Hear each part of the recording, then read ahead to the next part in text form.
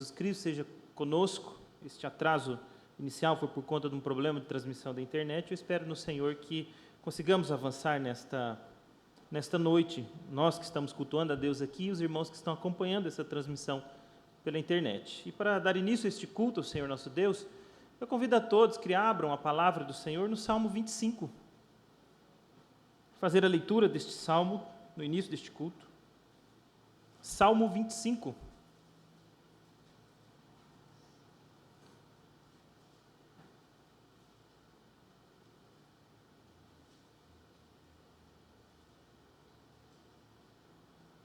Nos diz assim a palavra do Senhor, o nosso Deus. A ti, Senhor, eleva minha alma. Deus meu, em ti confio.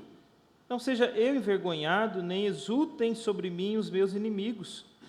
Com efeito, dos que em ti esperam, ninguém será envergonhado.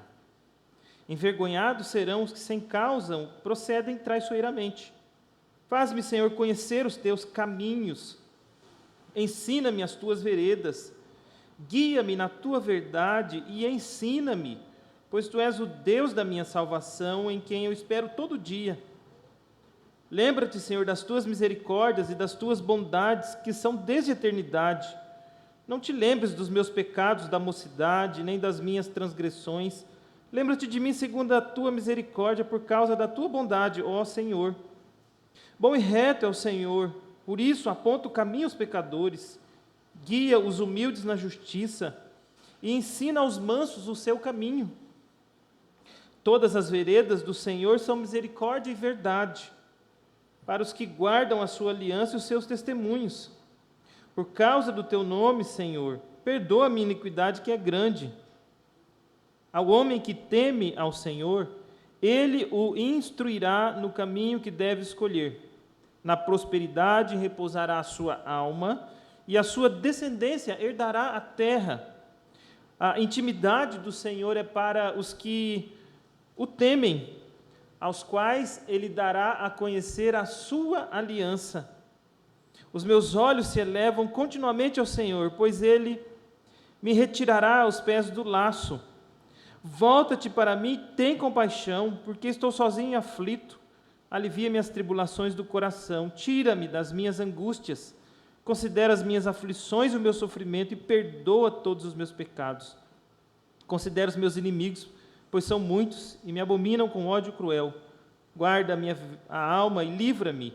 Não seja eu envergonhado, pois em ti me refugio. Preserve a minha sinceridade e a retidão, porque em ti espero. Ó Deus, redime a Israel de todas as suas tribulações. Amados irmãos, o salmista aqui nessa passagem, neste salmo, se encontra debaixo da opressão de inimigos e, ao mesmo tempo, se encontra debaixo do seu próprio pecado. E ele recorre ao Senhor nessa situação, recorre ao seu Deus e ele clama ao Senhor por auxílio, por socorro, por amparo, por cuidado, por livramento, por restauração, por direção para a sua vida. Outra coisa que o salmista faz aqui nesse salmo também, diante desse momento, ele se lembra do Senhor, o seu Deus, do Deus que é aquele que o ensina no caminho em que ele deve andar.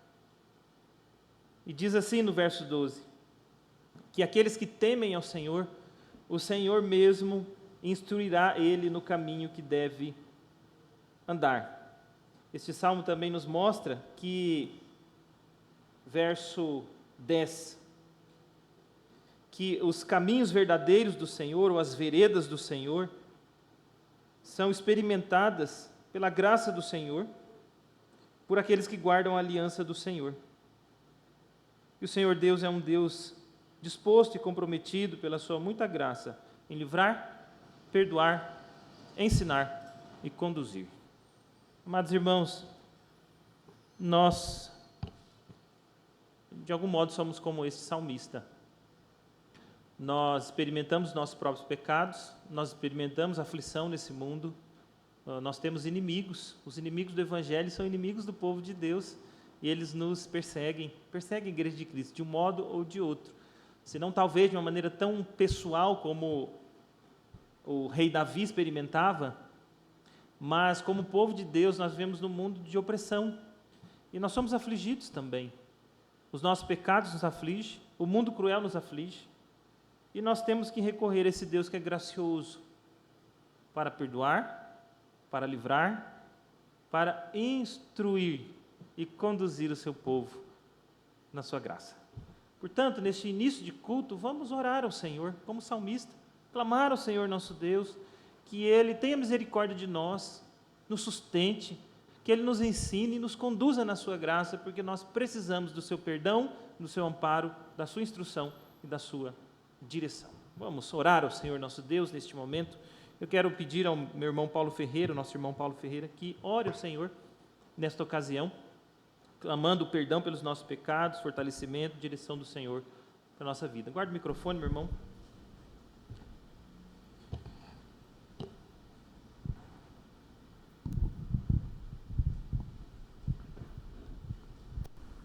Pai amado, Pai querido, neste momento, Senhor, nós entregamos, Senhor, as nossas transgressões, Senhor, e pedimos perdão, Senhor, pelos nossos pecados, Senhor. Amém. Senhor, venha nos purificar, Pai, dos nossos atos que não são agradáveis aos Teus olhos, Pai. Sim. Somos miseráveis pecadores, Pai, mas ganhamos, Senhor, o direito da salvação pelo Teu amor, Pai, quando deu o Teu Filho na cruz para nos salvar, para todo aquele que nele crê, Pai. Sim, Senhor. Senhor, nós confessamos, Senhor, que somos falhos, Pai. Nós precisamos de Ti, Senhor, porque sem Ti nada somos, Pai. Ó Deus de poder, venha nos sustentar, Senhor, na Tua graça, Pai. Venha, Senhor, nos amadurecer, Pai, naquelas falhas que nós precisamos, Senhor, ser amadurecidos, Pai, e crescer, Pai. Ó Deus amado, no nome de Jesus, Senhor, te rogo, Senhor, te peço, Senhor, tenha misericórdia das nossas vidas, Amém. Senhor, e das nossas transgressões, Pai. Amém, Senhor Jesus. Amém. Amém. Amados irmãos, vamos colocar em pé e cantarmos juntos o hino 110A. Hino 110A, crer e observar.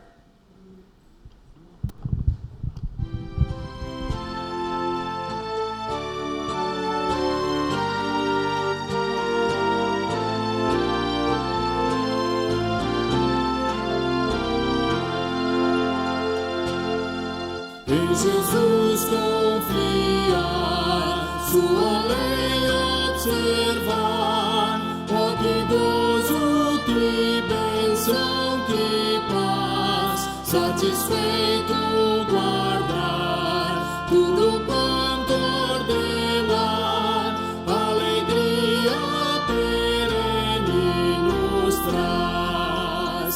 Crer e observar tudo quanto ordenar, o fiel obedece ao que Cristo mandar. O inimigo falaz, a calúnia mordaz, Cristo sabe desprestigiar.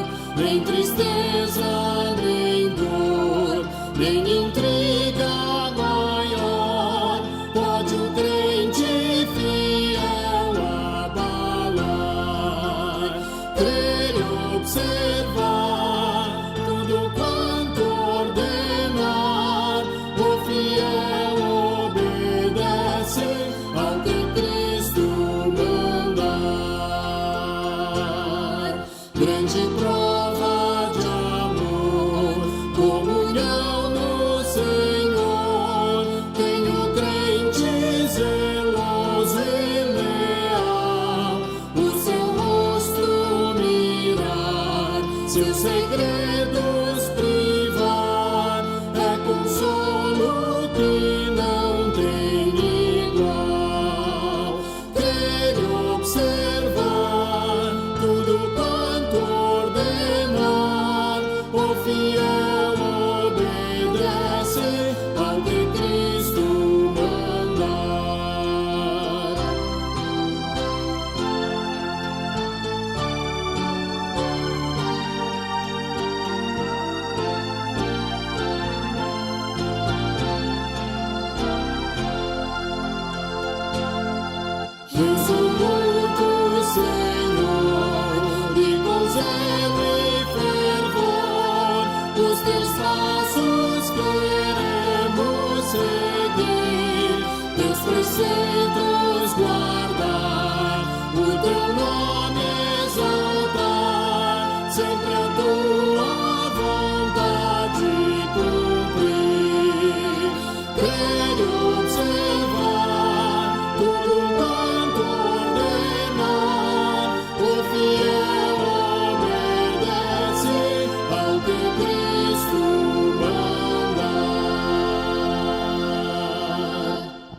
assentemos, irmãos, que de fato,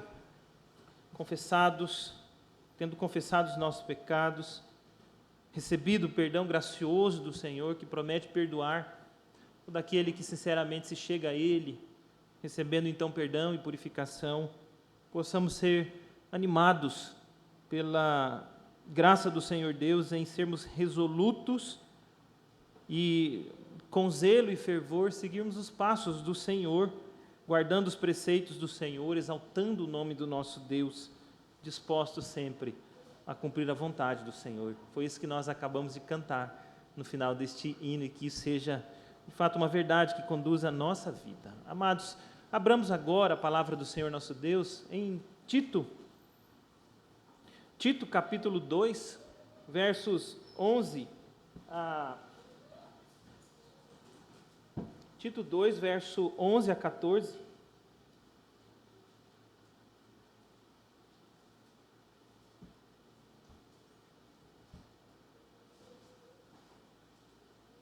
Nos diz assim: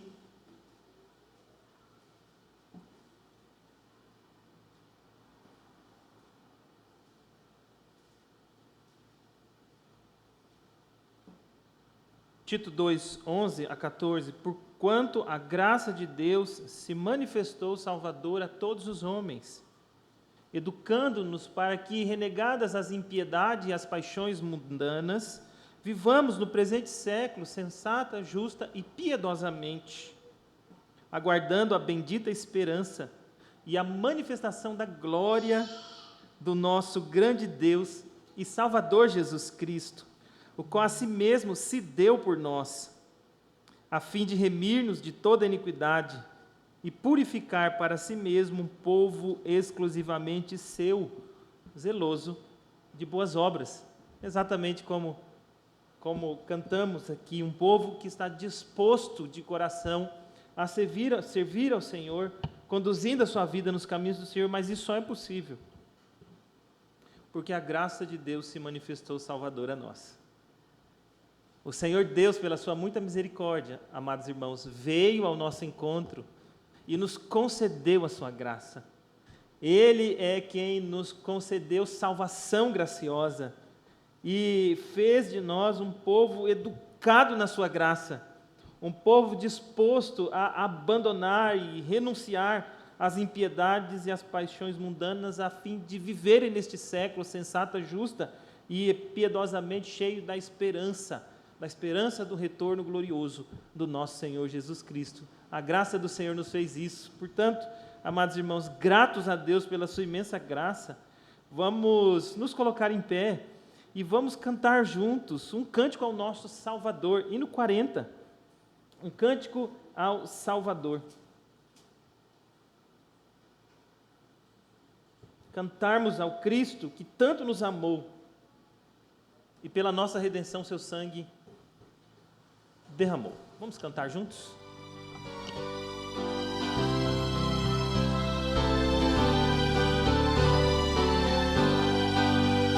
Cantai a Cristo Salvador, que tanto nos amou, e para nossa redenção seu sangue derramou.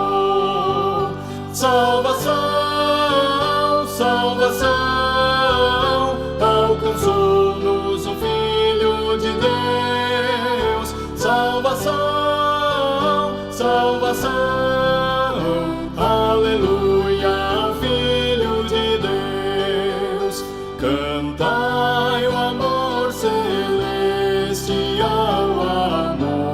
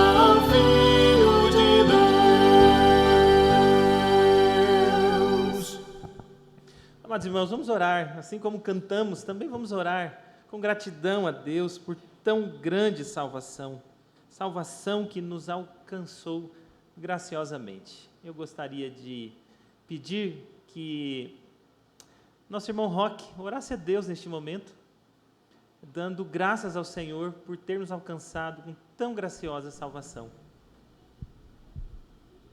Oremos. Santíssimo amado Deus, em Tua presença, Te louvamos, ó Pai, por esse dia. Hoje é o dia do Senhor. Amém. É o dia de prestarmos culto, ó Pai, em louvor e adoração ao Teu nome, por tudo que o Senhor já fez pelas nossas vidas, ó Pai. O Senhor, mesmo diante, ó Pai, do nosso pecado, nossas falhas, o Senhor teve misericórdia em nossas vidas, ó Pai. E através do Teu Filho Jesus Cristo, nós temos a salvação, ó Pai, do Senhor. Amém. Obrigado, Senhor Deus, porque é maravilhoso ter essa certeza. O crente, ó Pai, que entregou os teus caminhos para o Senhor, aquele que confia realmente na obra salvífica do teu Filho Jesus Cristo, ó Pai, por mais dificuldades que venha passar, por mais que a morte, por mais que as dificuldades financeiras, tudo, ó Pai, das nossas angústias nesse mundo venham nos causar angústia, venham nos causar preocupação, quando nós olhamos, ó Pai, para o sacrifício na cruz, a paz, a gozo, a tranquilidade na nossa alma, ó Deus, porque nós sabemos que um dia nós viveremos eternamente com o Senhor, Amém. ó Pai. Isso traz alegria ao nosso coração e que isso venha reforçar ainda mais, ó Pai, em nossa vida e nossos corações, a responsabilidade de pregar o Teu Evangelho para que pessoas que ainda não conhecem, ó Deus, possam desfrutar dessa paz, dessa segurança que nós temos no Senhor. Em nome de Jesus, faça-nos pessoas que realmente amem o Senhor, que entendam o Teu Evangelho e que façam o Teu mandamento, que é de ir e pregar para toda criatura, Senhor. Amém. Deus, para que mais pessoas, o qual o Senhor já predestinou também, ó Deus, possam conhecer a Tua palavra, ó Deus, e desfrutar dessa alegria. Assim nós oramos em Cristo Jesus, ó Pai, nesse culto de louvor e adoração. Ser conosco nessa noite, aceite o nosso culto, a nossa adoração, ó Amém. Pai, porque o Senhor é o único Rei e merecedor de toda a honra e toda a glória, Amém. ó Pai. Em nome de Jesus, assim eu oro e agradeço. Amém. Amém. Amém. Amados irmãos, se assentando, abram a palavra do Senhor. Em Romanos capítulo 8, versos 18 a 39.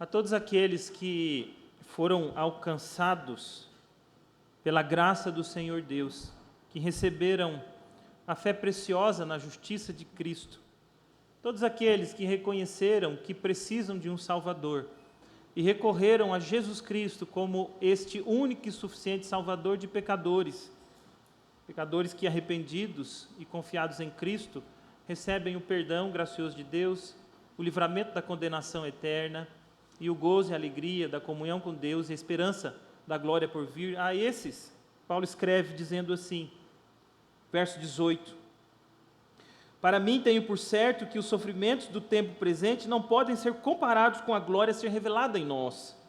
A ardente expectativa da criação aguarda a revelação dos filhos de Deus, pois a criação está sujeita à vaidade, não voluntariamente, mas por causa daquele que a sujeitou, na esperança de que a própria criação seja redimida do cativeiro da corrupção para a liberdade da glória dos filhos de Deus.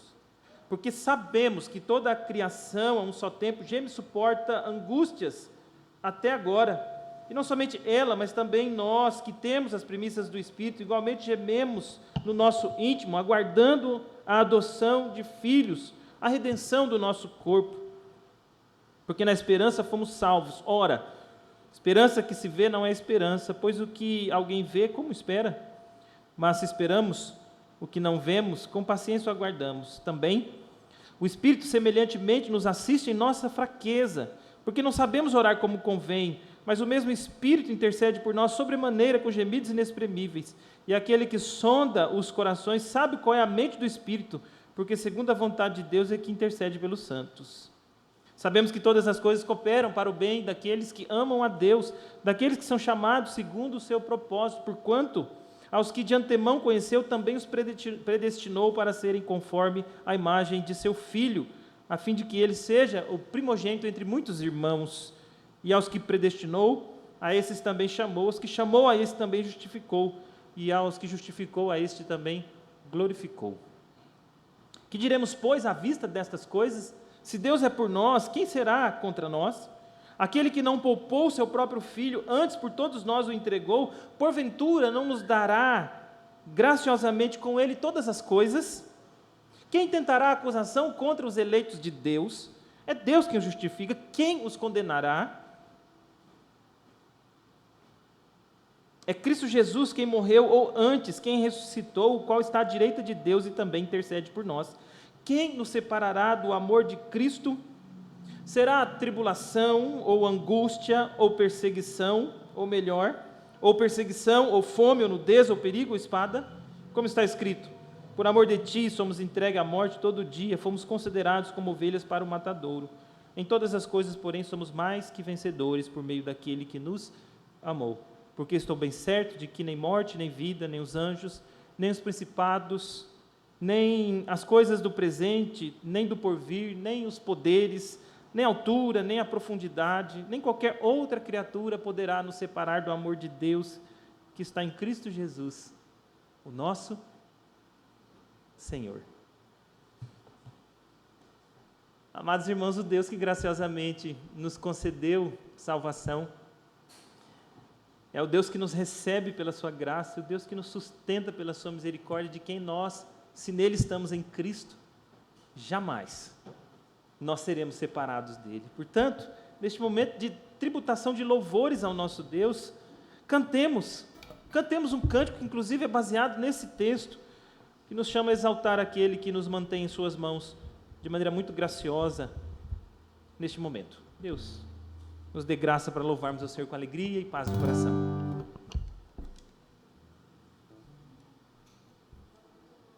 Vamos colocar em pé para louvarmos esse nosso Deus. Como a palavra já disse, né, que nada pode nos separar do amor de Deus que está em Jesus Cristo, nosso Senhor. 3, 4.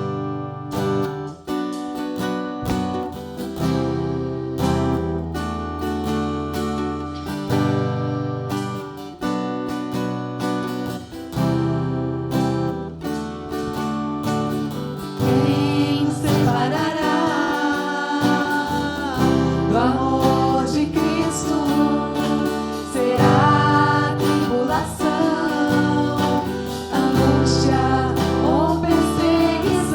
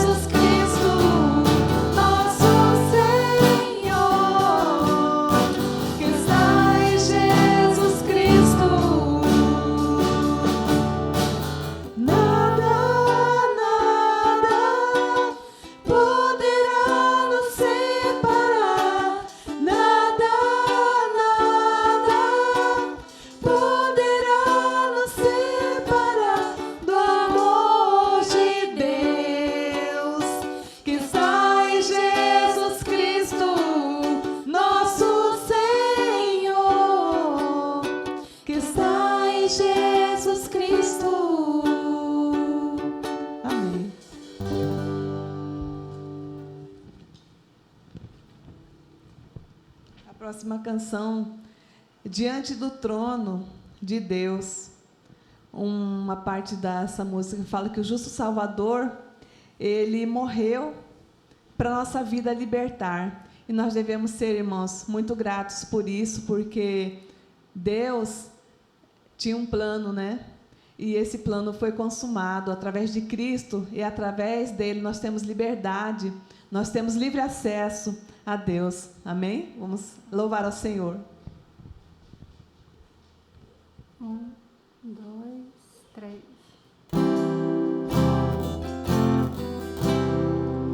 Diante do trono de Deus nos céus, tenho perfeita intercessão do sumo sacerdote amor, que advoga em meu favor. Meu nome está em suas mãos, escrito em seu coração. Enquanto nos céus ele estiver, seguro ali eu estarei. Seguro ali eu estarei. Se sou tentado a desviar e vejo a culpa que há em mim, contemplo o céu e vejo então aquele que morreu na cruz. O justo Salvador morreu pra minha vida libertar, satisfazendo Santo Deus, que me perdoa ao ver Jesus, que me perdoa ao ver Jesus.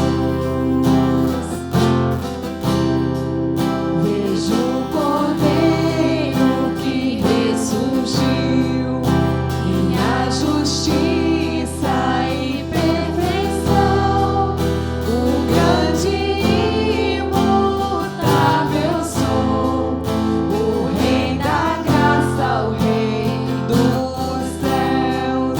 Unido a Ele não morrerei, comprado por seu sangue fui, e a vida oculta em Cristo está.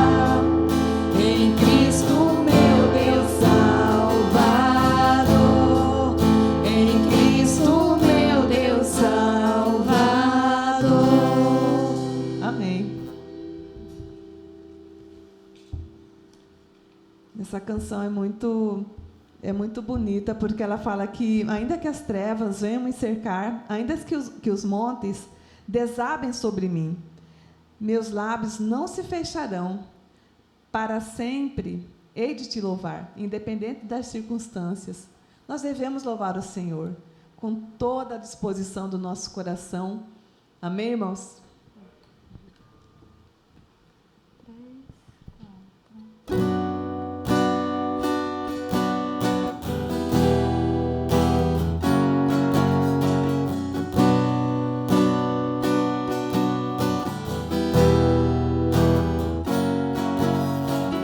Meu louvor é fruto do meu amor por ti, Jesus, de lábios que confessam.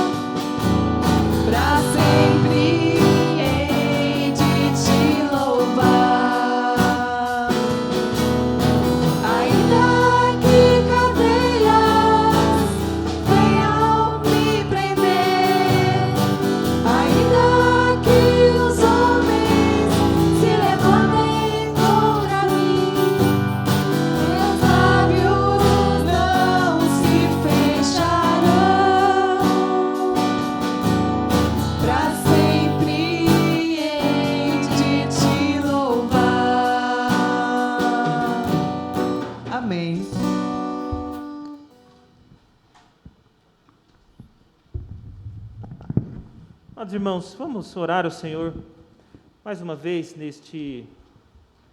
nesta ocasião. Eu queria pedir para você, Nise, orar a Deus neste momento, agradecendo pelos dízimos e ofertas e também pelo privilégio que nós temos de, com liberdade, nos achegarmos diante de Deus e louvá-lo, seja com as nossas vozes e cânticos e também com os dízimos e ofertas que entregamos aqui nesta noite. Senhor Deus, bom é estar na Tua presença, Senhor, bom é estar na Tua casa. Ó Deus, obrigado pelas muitas bênçãos, Senhor, pelos Teus cuidados conosco, Senhor. Te agradecemos, Senhor, porque o Senhor tem nos provido nas nossas necessidades, Pai. Amém. Que nós sejamos em todo o tempo fiéis a Ti, Senhor. Gratos por tudo que o Senhor tem feito por nós. Obrigado pelos aqueles irmãos que ofertaram, dizimaram. E aqueles, Senhor, que não podem fazer neste momento, por causa de falta de trabalho, que o Senhor esteja abençoando, abrindo portas, Senhor. Sim, Senhor. Mesmo nesse momento difícil, nós sabemos que para o Senhor nada é impossível. Amém. Que nós sejamos fiéis a Ti em todo o tempo. Ensina-nos a Te amar, Senhor, acima de todas as coisas. Que nós possamos ser fiéis e tirando do Senhor, em primeiro lugar, aquilo que é do Senhor, devolvendo a Ti o que é do Senhor, Pai. Que sejamos assim. Obrigado, Senhor, fala conosco através do Teu servo. Amém, Senhor. Em nome de Jesus, eu oro agradecidamente. Amém. Mas, irmãos, podem se assentar e abram a palavra do Senhor, o nosso Deus, na segunda carta do apóstolo Pedro. Hoje eu darei início a uma exposição dessa segunda carta de Pedro. Nos próximos domingos, portanto, nós nos dedicaremos a esta passagem, a esta carta da palavra do Senhor, o nosso Deus, para edificação nossa.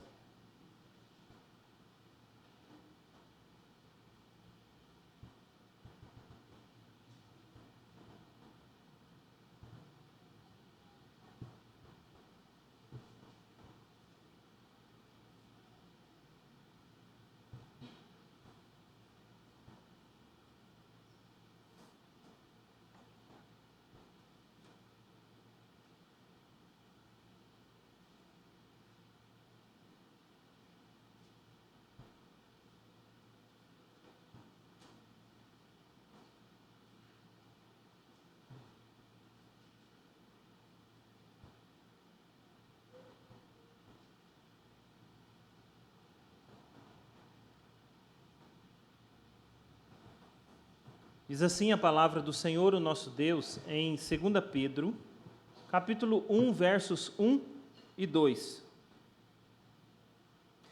Simão Pedro, servo e apóstolo de Jesus Cristo, aos que conosco obtiveram fé igualmente preciosa na justiça do nosso Deus e Salvador Jesus Cristo.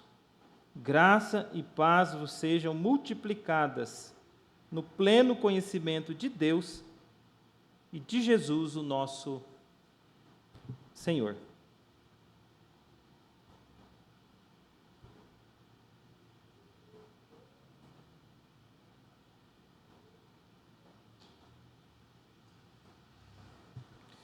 Amados irmãos, vamos orar mais uma vez ao Senhor nosso Deus.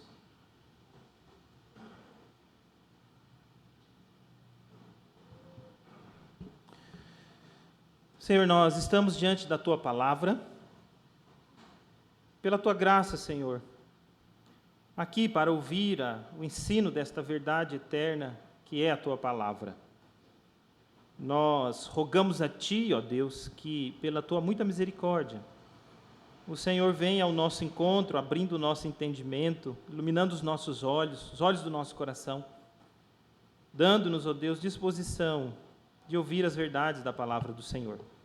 Também suplicamos a Ti pelo Teu servo, que irá pregar a Tua palavra, mais uma vez, pedindo que o Senhor o use, ó Deus, para a edificação do Teu povo, para a nossa edificação, a fim de que sejamos nutridos e fortalecidos tão somente pelas verdades da palavra do Senhor. Muito obrigado, Senhor, por este culto que prestamos a Ti.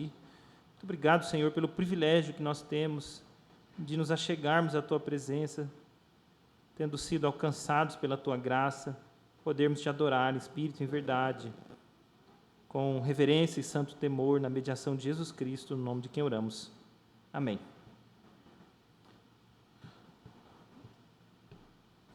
Amados irmãos, toda igreja, toda e qualquer igreja de Cristo, está bastante sujeita à influência de falsos ensinos.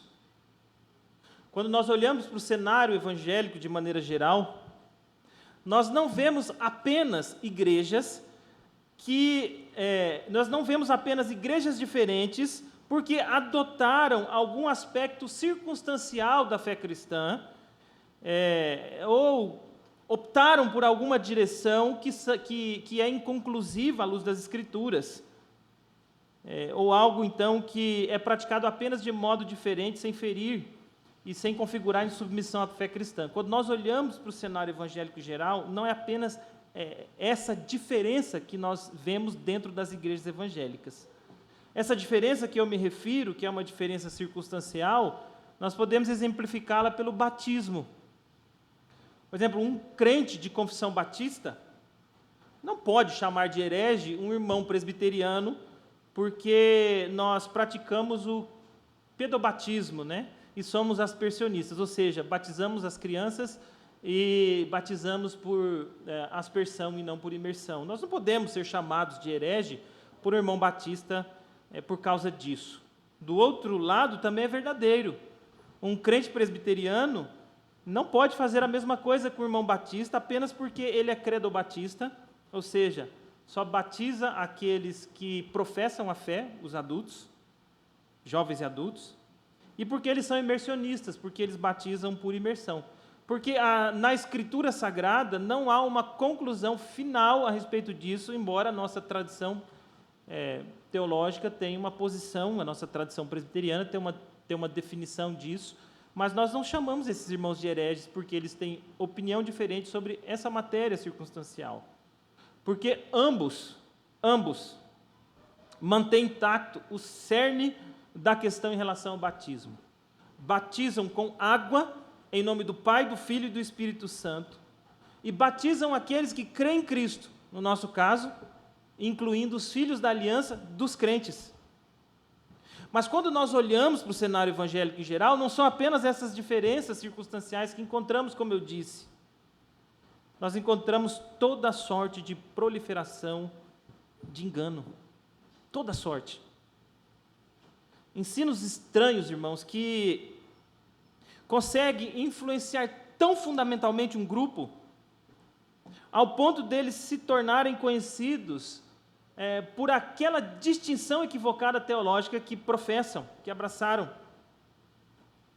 Alguns casos desses equívocos são erros notórios à luz das Escrituras, mas não tornam esses irmãos não irmãos, porque esses erros ainda não ferem o cerne da fé cristã, embora firam verdades concernentes às Escrituras. Mas outros erros penetram na igreja e alcançam lugar em grupo de pessoas que realmente aparta aqueles que pertencem a este grupo do reino de Deus, porque acabam negando aspectos fundamentais da fé cristã, como a exclusividade da salvação em Cristo, como a inspiração e a inerrância das Escrituras Sagradas, como a Trindade e outros ensinos centrais da Palavra de Deus. Esses grupos, dito por último, esses sim são considerados hereges, porque heresia é a negação de uma verdade central da fé cristã feita por aqueles que se passam por cristãos. É uma definição muito semelhante de seita. Seita é uma falsa igreja, seita cristã é uma falsa igreja cristã. Eles se apresentam como cristãos, mas eles negam verdades centrais da fé cristã. No nosso país, nós temos muito facilmente aqueles que negam a Trindade, mas se consideram cristãos. Aqueles que negam a divindade de Jesus Cristo como Senhor e Salvador exclusivo. Aqueles que negam as Escrituras como única regra final de fé. E tantas outras negações que apartam estes da fé cristã. E aí, o que faz estes se apartarem da fé cristã?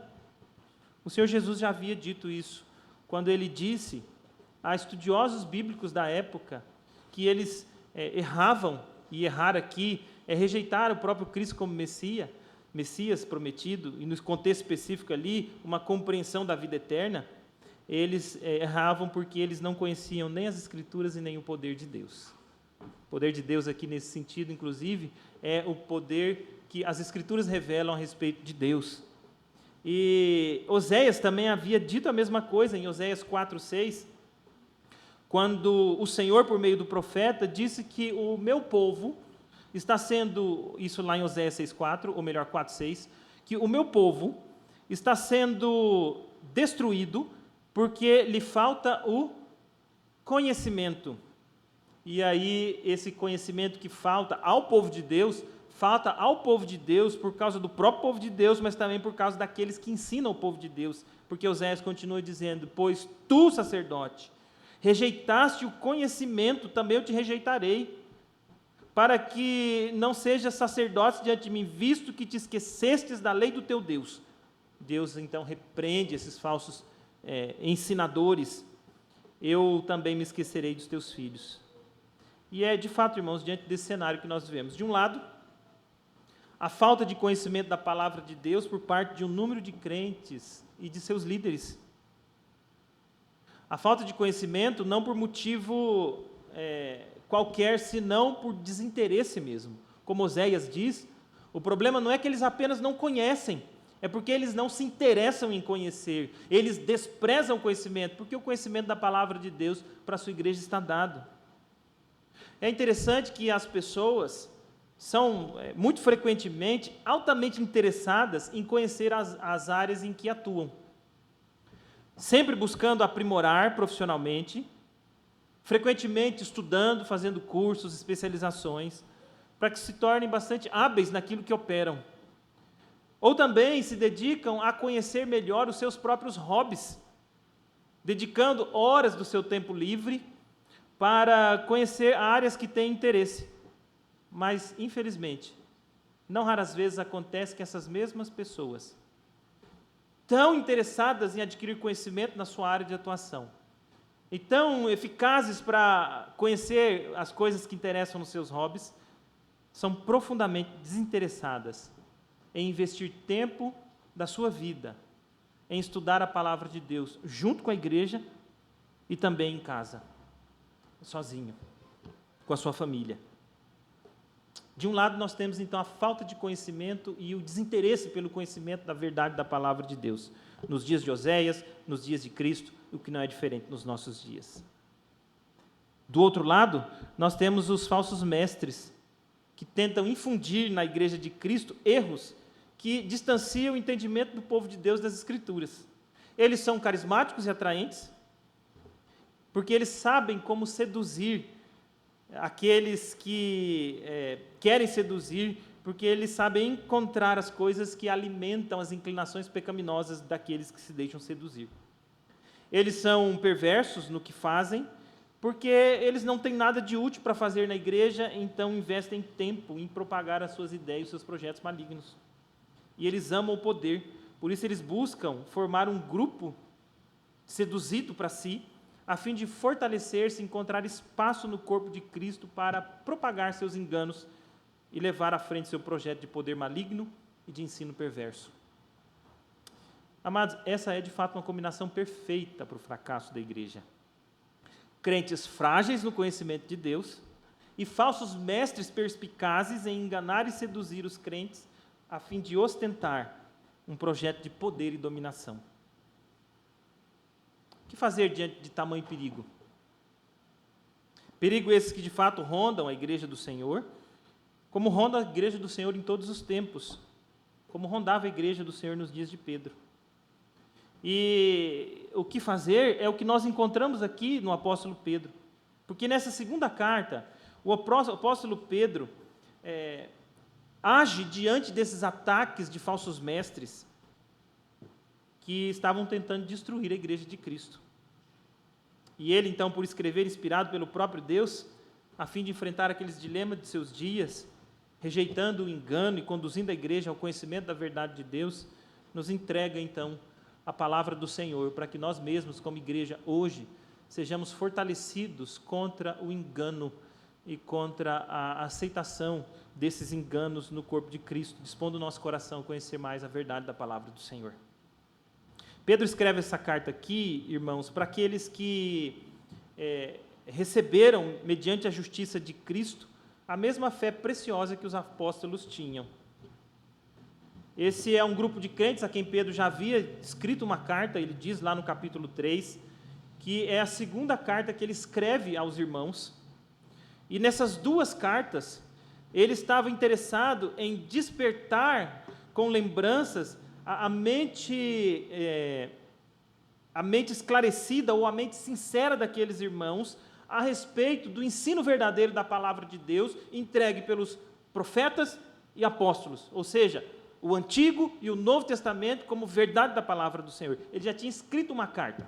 Se essa primeira carta que Pedro escreveu é a carta que nós temos nas Escrituras como 1 Pedro, porque nem todas as cartas apostólicas foram preservadas, como, por exemplo, uma carta de Paulo, que nós não sabemos a história dela. Mas se esta primeira carta que Pedro escreveu a este grupo é a primeira carta que nós temos, então esse grupo de crentes são aqueles crentes da Ásia Menor, várias igrejas em que Pedro se dirige, e que na primeira carta ajuda aqueles irmãos a continuarem caminhando como peregrinos e forasteiros no mundo, diante de tanta oposição contra o Evangelho, mas caminhar em integridade, em santidade, em firmeza, com os pés firmes em Cristo, os olhos olhando para a sua redenção eterna e caminhando então nesse mundo vil como servos fiéis do Senhor.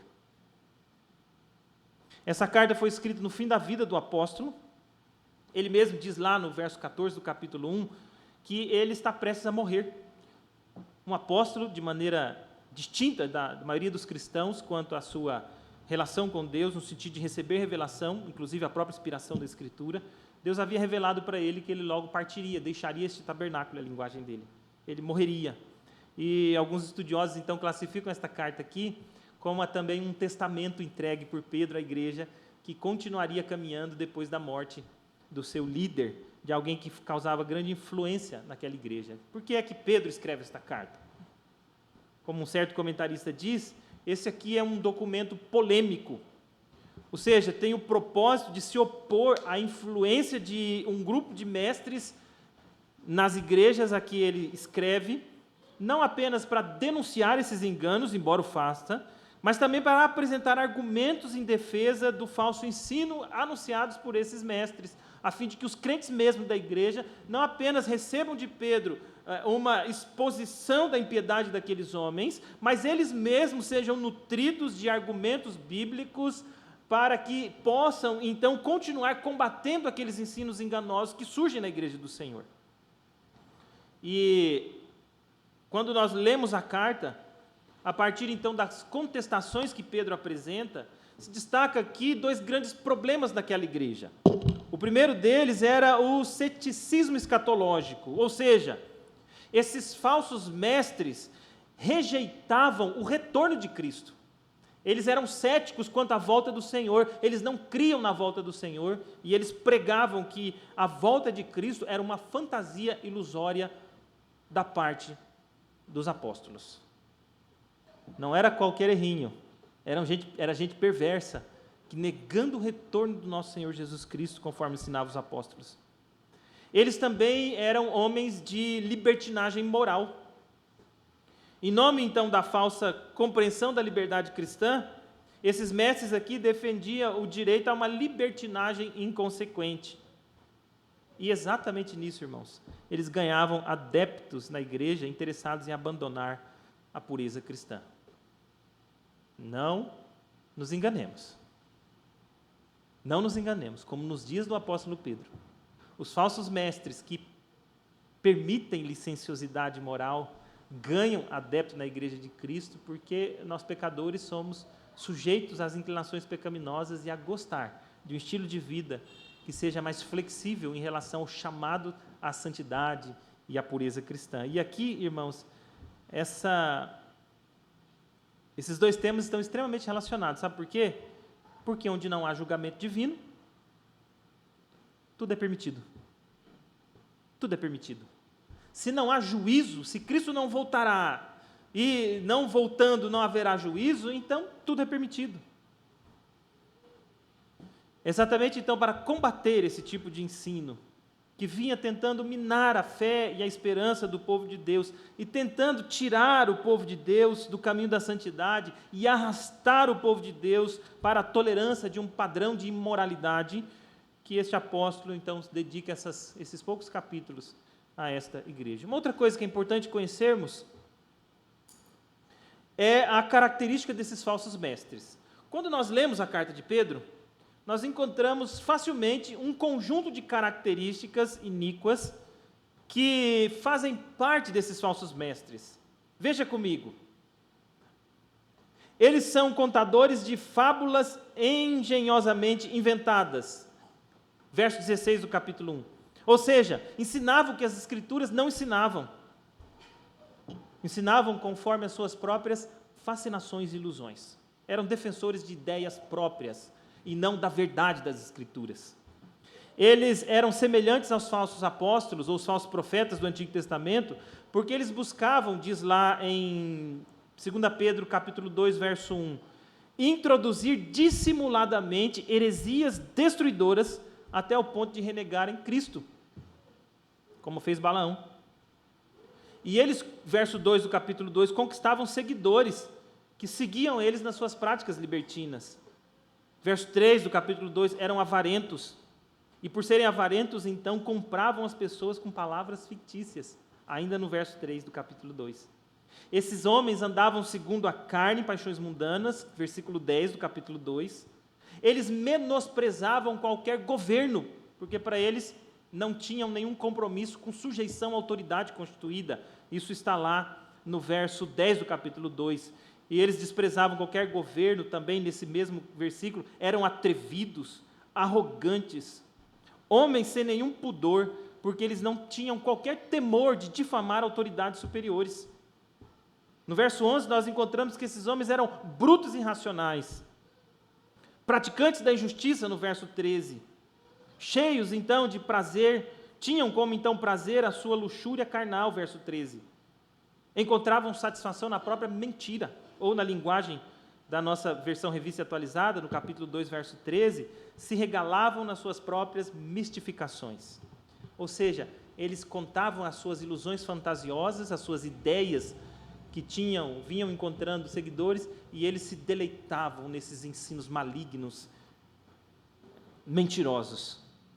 Verso 14 do capítulo 2 nos diz que esses homens tinham os olhos cheios de adultério, insaciáveis no pecado, e ainda no verso 14, conseguiam enganar almas inconstantes, tinham o coração exercitado na avareza, eram filhos malditos. E Pedro segue dizendo no verso 15 do capítulo 2, eram homens que abandonaram o reto caminho e se extraviaram da verdade. Eram inúteis, verso 17, eram inúteis porque tudo que eles propunham era simplesmente ilusório e fantasioso. Assim como uma fonte sem água, quando um viajante no deserto, andando de longe, via um local de fonte, mas quando chegava lá a água não tinha. E assim como uma nuvem que se aparecia no céu, mas logo o vento a levava embora e a chuva não caía, deixando o sedento ainda, assim eram esses homens com seus ensinos gananciosos, eram inúteis, porque o ensino deles não tinha nada de verdadeiro, era ilusório. No capítulo 2 ainda, no verso 18, eram homens que proferiam palavras jactanciosas de vaidade, falavam de modo arrogante, porque só tinham vaidade para dizer e nada mais. E ainda eles eram homens associados ao prazer carnal, capaz de seduzir e atrair aqueles que eram fracos na fé. Eles seduziam pelo engano, ainda no verso 18, aqueles crentes que estavam tentando fugir das más influências, mas eles eram capazes de ir lá e malignamente seduzi-los e impor novamente para eles uma indisposição para fugir dos que andam no erro. Eles prometiam liberdade, mas eles eram escravos da corrupção, verso 19. Eram escarnecedores, eram homens zombadores. Eles andavam segundo as suas próprias paixões, isso no capítulo 3, verso 3. E no capítulo 4, no versículo 4 do capítulo 3, eles eram homens que desprezavam e zombavam da esperança dos crentes quanto ao retorno de Cristo. Ainda no verso 16 do capítulo 3, esses homens governados, então, pela rejeição ao ensino, ensino que eles não apenas desconheciam por desconhecer, mas porque eles não aceitavam mesmo, e homens governados também pela sua instabilidade, eles deturpavam as Escrituras para sustentar suas próprias ideias fantasiosas. E a última classificação deles que nós encontramos, qualificação no capítulo 3, verso 17, embora já dê agonia, eram homens insubordinados, tentando arrastar outros crentes para os seus próprios erros. Estavam na igreja de Cristo. Como o povo de Deus pode ser libertado desses enganos, irmãos? Como o povo de Deus pode resistir às afrontas desse engano, não ser seduzido por isso? Como pode o povo de Deus, então, rejeitar homens que são insubordinados, arrogantes, cheios de desprezo e reverência às autoridades constituídas, cheios de amor próprio pelas suas ideias fantasiosas e cheios de desprezo pela verdade de Deus, que trabalham veementemente no meio do povo de Deus para arrastar os crentes para o caminho da desgraça que eles mesmos vivem? Como pode a igreja não permitir ser seduzida por homens que não têm compromisso com o reino de Deus e, embora sejam profundamente carismáticos e por isso eles iludem as pessoas, tendo tempo, investem todas as suas energias para atrair as pessoas frágeis, fasciná-las, iludi-las, manipulá-las, conduzi-las para o caminho do erro, para suas insubordinações e rebeldias? Como a igreja pode continuar caminhando livre desse tipo de engano e mantendo-se firme em Cristo, desfrutando da graça e da paz do nosso Senhor Jesus Cristo e andar na verdade? É exatamente isso que nós veremos nessa carta. Hoje, em particular, nesses 2 versículos de abertura, nós temos um breve prefácio e saudação aqui, irmãos. E nós precisamos ver o que isso nos ensina.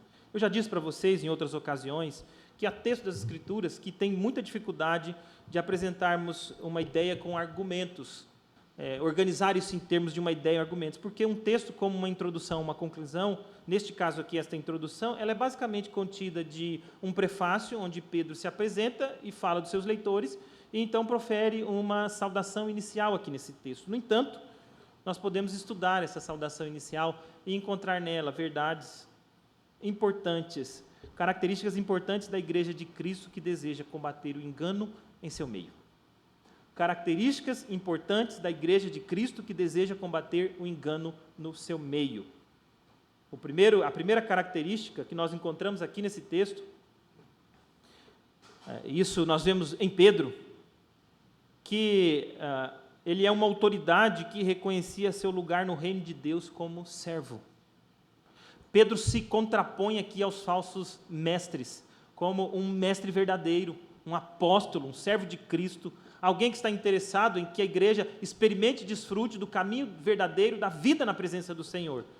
E ele, quando se apresenta, ele apresenta sua autoridade apostolar, mas ele se apresenta também como uma autoridade que reconhecia o seu lugar no reino de Deus como um servo do Senhor.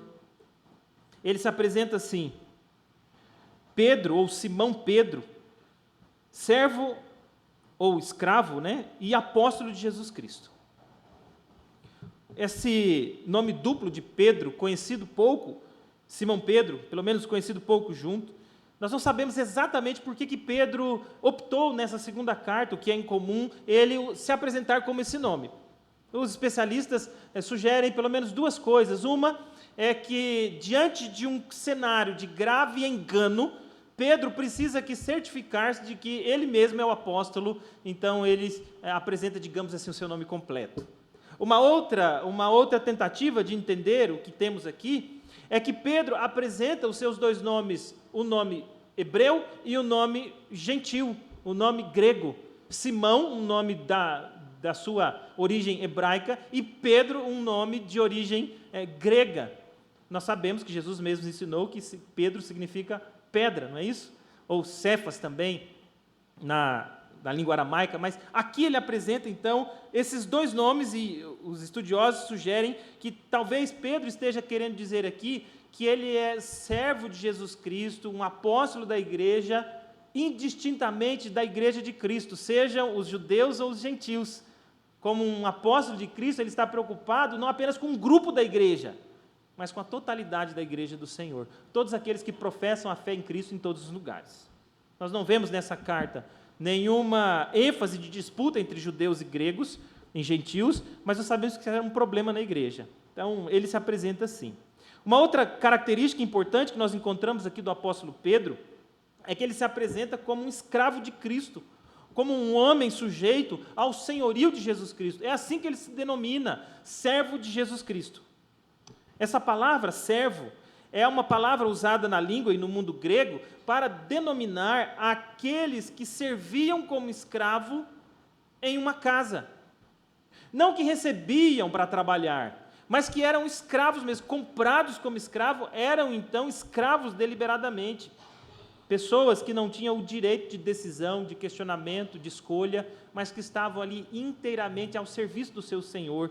Aquilo exatamente nós sabemos o que significa um escravo. E é assim que Pedro se denomina aqui, de Cristo. O que nos mostra, irmãos, que Pedro reconhece que ele era um homem inteiramente submisso ao senhorio de Cristo, em todo tempo e lugar, sem direito a questionar a autoridade do seu Redentor e disposto a fazer aquilo que o seu Senhor exigisse que ele fizesse, exatamente como escravo da sua época. Ele também é escravo porque ele foi comprado da escravidão do pecado pelo próprio Cristo. É importante observar isso, porque a ideia de escravo nas Escrituras é a ideia, escravo se referindo a um cristão, é de um cristão que foi comprado por Cristo do cativeiro da escravidão e agora pertence a Cristo. Imagine a cena no mundo onde a escravidão era tolerada, de vendedores de escravos, alguns deles em situações precárias expostos ali, e o Senhor chegava lá e pagava, então, para adquirir aquele escravo. Essa linguagem de termos sido comprados por Cristo, é uma linguagem bíblica que nós encontramos lá em 1 Coríntios 7, 23, que nos ensina que o Senhor Jesus Cristo nos comprou por preço, de tal maneira que nós não podemos mais ser escravos de homens, é o que Paulo ensina lá. Então a ideia de escravo aqui, tem a ideia também de que nós éramos escravos, e sabemos do que éramos escravos, do império das trevas, do mundo de pecado, mas Cristo nos comprou desse estado da escravidão, e para nos comprar Ele pagou o preço da sua própria vida, com seu próprio sangue. Isso aqui revela a humildade pessoal de um grande homem de Deus, um líder da igreja de Cristo, mas que reconhecia que ele estava totalmente sujeito ao seu Redentor. E ele sabia com grande exatidão, de onde ele tinha vindo, da escravidão do pecado. Ele é um homem também sujeito, irmãos, à palavra de Deus, um apóstolo de Cristo. Ele tinha uma missão específica e ele estava disposto a cumprir essa missão. Ele se apresenta, então, agora como apóstolo, alguém que é chamado pelo Senhor para fazer parte do colégio apostólico, através do qual seria estabelecido o fundamento, junto com os profetas, da verdade revelada da palavra de Deus. Paulo diz que a verdade eterna da palavra de Deus entregue aos crentes, a igreja do Senhor, também era edificada sobre o fundamento dos apóstolos e dos profetas. Ou seja, o Antigo e o Novo Testamento. Então, Pedro era um homem chamado para essa missão apostolar, e ele sabia disso. Ele mesmo disse que ele tinha a missão, tanto na primeira como na segunda carta, de lembrar os irmãos das palavras que foram ditas pelos profetas e pelos apóstolos, a fim de que a igreja conduzisse na verdade. É interessante que Pedro não escreve, irmãos, a uma geração como a nossa, que tem verdadeira ojeriza, repulsa a ideia de autoridade, né? Cada dia mais a nossa sociedade tem uma crise profunda com a ideia de autoridade. Pedro não escreve para essa geração. Ele apresenta aqui a sua credencial autoritativa, porque ele iria exortar a igreja e iria combater os falsos ensinos, mas ele se apresenta aqui como uma autoridade servil de Cristo, para o bem da vida da igreja. A ordem servo, apóstolo, é muito importante aqui, porque enfatiza a visão que Pedro tinha do seu ministério, do seu apostolado que não levava o apóstolo a se orgulhar com vaidade do ministério que exercia, um ministério de alta conta. Mas ele não tinha orgulho disso, ele não era vaidoso por isso, porque antes de ser apóstolo, ele se reconhece como um servo, em total submissão ao seu Senhor. Irmãos, essa característica era fundamental para aquele homem que seria comissionado pelo Senhor para exercer um ministério tão importante na Igreja de Cristo dos seus dias. O que essa descrição inicial nos ensina? Como nós podemos aplicar isso a nós? Comecemos de uma aplicação mais frágil, mais útil. Se de fato Simão Pedro significa, se Pedro usou esse termo, Simão Pedro, para expressar a sua afeição à igreja na sua totalidade, não apenas a um grupo, não fazendo acepção de pessoas, então, na disposição de servir o reino de Cristo, se isso confere, isso nos ajuda a confrontar um problema que nós vivemos nos nossos dias.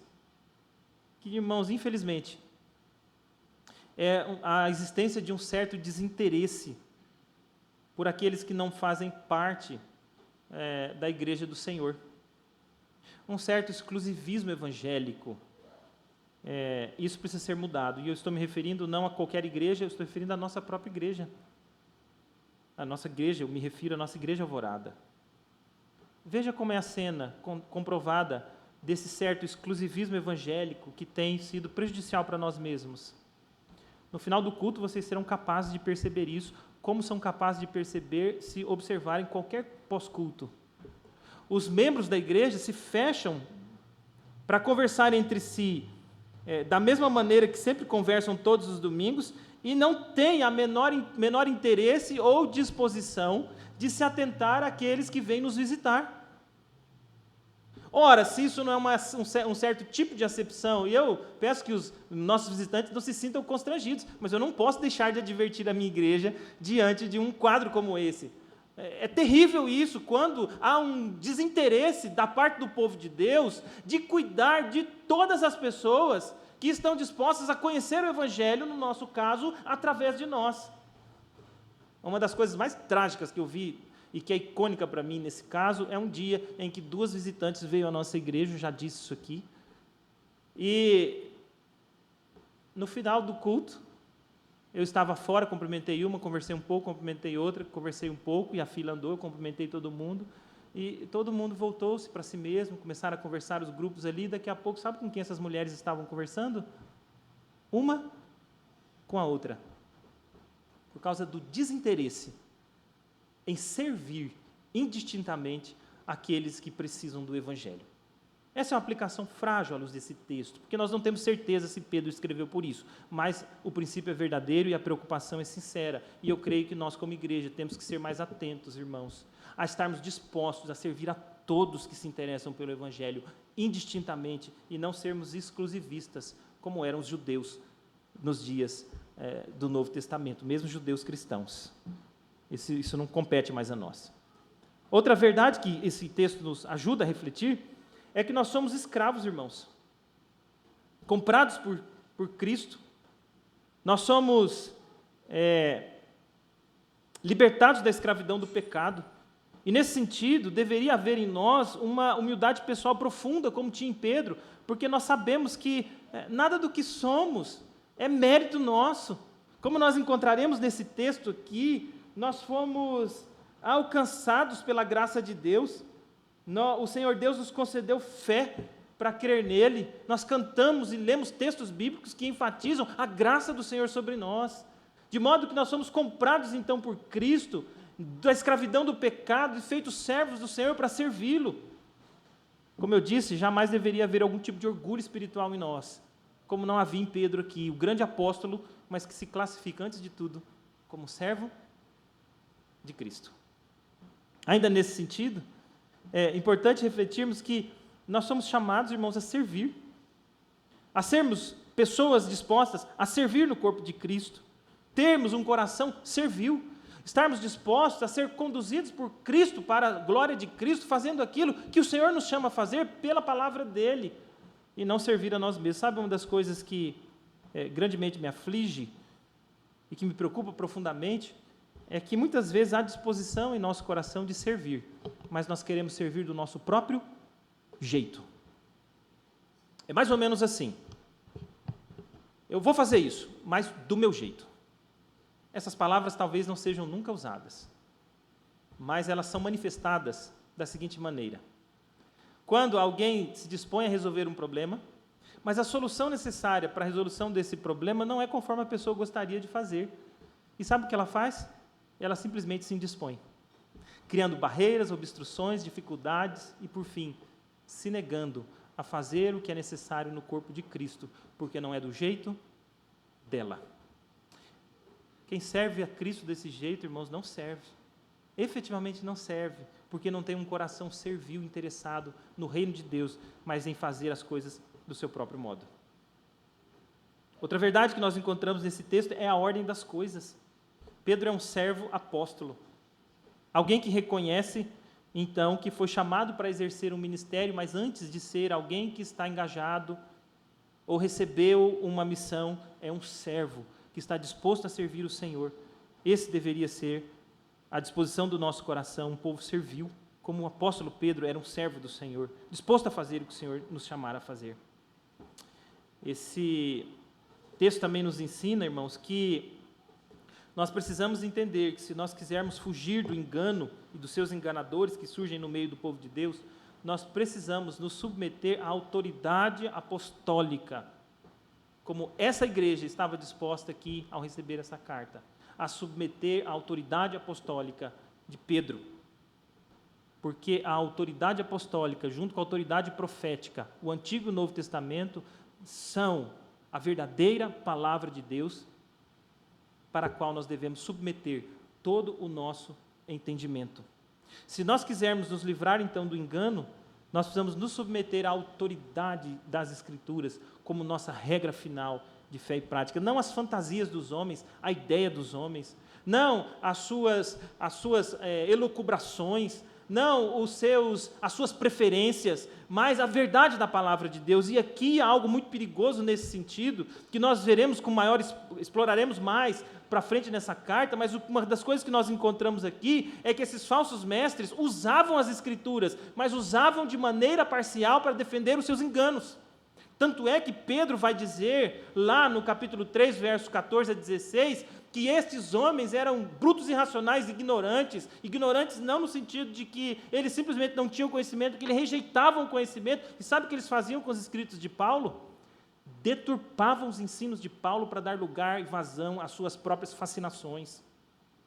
Se nós quisermos, irmãos, ser uma igreja que foge do engano, nós não deveríamos aceitar aqueles que querem trazer fantasias ilusórias, ensinando a igreja parcialmente, fazendo preferências de certos textos e ignorando a verdade da totalidade das Escrituras, porque a nossa única regra de fé é as Escrituras Sagradas e a totalidade das Escrituras. Afinal, de onde surgem as grandes heresias cristãs? Da distorção de alguns textos da palavra de Deus, ou da leitura de alguns textos, desprezando o ensino total das Escrituras a respeito daquele assunto, não é? As teologias Frankensteins, que são frutos mais da fascinação e da preferência das pessoas. Se nós quisermos ser uma igreja firme, é a totalidade das Escrituras, a submissão ao ensino apostólico, a submissão à autoridade de Deus na palavra dele, pelos apóstolos e profetas. É isso que fará com que nós sejamos livrados dos mestres do engano e mantenhamos firmes a nossa caminhada. Sendo fiéis, então, irmãos, ao Cristo nosso Senhor. Em segundo lugar, esse texto nos ensina que nós recebemos, irmãos, uma fé que é muito preciosa na justiça de Cristo. Pedro agora, ao se dirigir àqueles irmãos, diferente do que faz na primeira carta, se esse grupo é o mesmo, mas diferente do que faz na primeira carta, eu creio que seja o mesmo grupo, sim. Diferente do que ele faz na primeira carta, onde ele nomeia a região onde aqueles irmãos viviam, ele agora nomeia esses irmãos por algo valioso que eles possuíam. Veja só como o texto nos diz. Pedro, então, servo e apóstolo de Jesus Cristo, aos que conosco obtiveram fé igualmente preciosa, ou uma tradução melhor, inclusive, se você quiser consultar depois, a NVI traduz melhor esse versículo, aqueles que receberam conosco uma fé preciosa ou valiosa. Mais do que obter, a ideia aqui é de receber. É verdade que eu posso obter alguma coisa de graça de alguém, e aí então estender a minha mão vazia para obter aquilo que alguém me deu gratuitamente. Então, nesse sentido, a nossa tradução ajuda. Mas, mais especificamente, a ideia aqui dessa palavra, da língua grega, é a ideia de que nós recebemos alguma coisa, e neste caso aqui, recebemos fé. Uma fé que é preciosa, e que é tão preciosa como a fé dos próprios apóstolos, que foram evangelizados diretamente pelo Senhor Jesus Cristo. É isso que Pedro tem em mente. Enquanto os falsos mestres, nas suas mistificações, criam uma fantasia ilusória de que eles são crentes de uma categoria superior aos demais crentes, essa é uma das marcas fundamentais daqueles que professam engano. Eles se colocam como alguém detentor de um grau de espiritualidade superior aos demais crentes. Aqui, o grande apóstolo Pedro diz que a fé que aqueles irmãos receberam é uma fé que não é inferior à fé dos próprios apóstolos. Porque tanto os apóstolos quanto aqueles irmãos foram alcançados pelo mesmo evangelho da graça de Deus e, como veremos, receberam a mesma graça de Deus, baseada na mesma justiça, que é a justiça de Cristo e não outra. Essa fé desses irmãos é igualmente valiosa, né? Essa palavra igualmente valiosa, essa expressão igualmente valiosa é uma palavra só na língua grega, e tem a ideia aqui é uma palavra do campo político, que significa que é alguém da mesma posição social. Então, o que Pedro está dizendo àqueles irmãos é: olha, vocês são crentes de uma categoria tão elevada quanto os apóstolos o são. Não há diferença entre nós, porque não há superioridade aqui. Todos nós somos alcançados pela mesma graça. Isso destrói qualquer tentativa de ensino que cria uma casta de um certo grau de espiritualidade elevada, especialmente de líderes perversos que se colocam acima dos outros crentes, como se eles fossem possuidores de uma fé mais elevada ou mais importante. O grande apóstolo Pedro diz: não, a mesma fé que eu e os apóstolos, o colégio apostólico recebeu, a mesma graça salvadora, fé no sentido aqui mesmo de graça salvadora, a mesma graça salvadora que nós recebemos não é outra. A de vocês é exatamente a mesma, porque nós somos todos comprados pelo sangue de Cristo, desfrutamos da justiça graciosa de Cristo. Como ele vai dizer, eu enfatizei para vocês que a ideia aqui dessa fé é ser recebida, não adquirida por mérito, mas recebida. Alguém que, pela graça do Senhor Deus, foi alcançado por essa graça e recebeu então essa fé salvadora. O apóstolo Judas, quando trata a respeito disso, dessa fé dos crentes que não é inferior à dos apóstolos, uma fé que foi obtida, enfatiza ainda que essa fé foi obtida de uma vez por todas e foi entregue aos santos. Você lê isso lá em Judas, versículo 3, quando Judas, escrevendo aos irmãos, diz assim, que ele exorta os irmãos a batalharem diligentemente pela fé que uma vez por todas foi entregue aos santos. E essa fé, então, irmãos, esse privilégio da fé não está fundamentado em nenhum outro lugar, continua Pedro, senão na justiça do nosso Deus e Salvador Jesus Cristo. É por isso que a fé dos apóstolos não é superior à dos crentes em geral, dos demais crentes, porque elas são todas vindas da mesma justiça, que é a justiça do Cristo nosso Senhor. Nesse sentido, irmãos, quanto à graça salvadora, não há privilégio baseado em algum direito do crente, todos são igualmente alvos dessa graça. Justiça aqui não significa a justificação que Cristo nos deu, pagando a nossa dívida do pecado, conforme Paulo expressa a ideia de justificação, a doutrina da justificação. Para Pedro, justiça aqui tem a ver com Deus não fazer acepção de pessoas entre os seus eleitos. Ele salva igualmente pela sua graça, porque Ele é justo e misericordioso em salvar pecadores. Todos somos, então, salvos pela graça de Deus mediante a fé neste Cristo. Irmãos, isso tem aplicações para nós. A primeira delas é que ninguém é mais crente que o outro. No sentido de salvação, no que concerne a salvação, ninguém tem mais fé salvadora que outro. De fato, é verdade que nós encontramos nas Escrituras nos chamando para ter cuidado para não se enfraquecer na fé. Nós encontramos homens de Deus pedindo ajuda porque são fracos na fé. Nós encontramos Escrituras chamando para nos fortalecer na fé. Mas esse conceito de fortalecimento ou fraqueza da fé não tem a ver com fé salvadora, ser mais salvo ou menos salvo. Tem a ver com confiança. Um crente que é salvo, viver confiando mais francamente no seu Senhor, seu Deus, e tendo menos dúvidas no seu coração quanto à graça e o cuidado do Senhor Deus. De fato, isso oscila conforme a nossa maturidade, firmeza, humildade, devoção a Deus. Isso de fato oscila, mas a fé salvadora aqui, ninguém é mais crente que o outro. O apóstolo Pedro estava combatendo aqueles falsos mestres que se colocavam, então, acima dos demais. Nem o colégio apostólico é superior. Todos somos alvos da mesma graça de Deus. Outra coisa que esse texto nos ensina é que a fé foi recebida como um presente de Deus, irmãos. Não há mérito em nós. Não há mérito. Essa graça foi concedida pelo Senhor nosso Deus mediante a justiça de Cristo. Ela não foi baseada em nenhum tipo de merecimento, capacitação, nenhuma afeição da parte de Deus quanto a nós por alguma coisa que poderíamos produzir nele, né? Atrair a Deus, né? Por alguma coisa, né? Chamar a atenção de Deus para sermos merecedores de alguma coisa. Absolutamente nada disso. O Senhor Deus veio ao encontro de nós pecadores. Isso deveria também nos levar à humildade espiritual, sabendo que nós fomos alcançados pela graça de Deus e nada mais que isso. Essa graça salvadora está fundamentada não em méritos, mas no próprio Cristo, nosso Redentor. Tudo isso nos conduz realmente a olhar para nós mesmos como privilegiados, mas como privilegiados não por qualquer capacidade nossa, mas pela bondosa graça de Deus que nos alcançou. Por fim, irmãos, esse texto aqui nos ensina que a graça e a paz do Senhor Deus são multiplicadas na medida em que nós nos entregamos ao verdadeiro conhecimento de Cristo. Graça e paz multiplicadas no verdadeiro conhecimento de Cristo. É isso que está posto no verso 2. Vejam comigo que quando agora Pedro apresenta sua saudação usual de uma carta aos irmãos, ele diz, graça e paz vos sejam multiplicadas. Essa era uma saudação comum às cartas do Novo Testamento.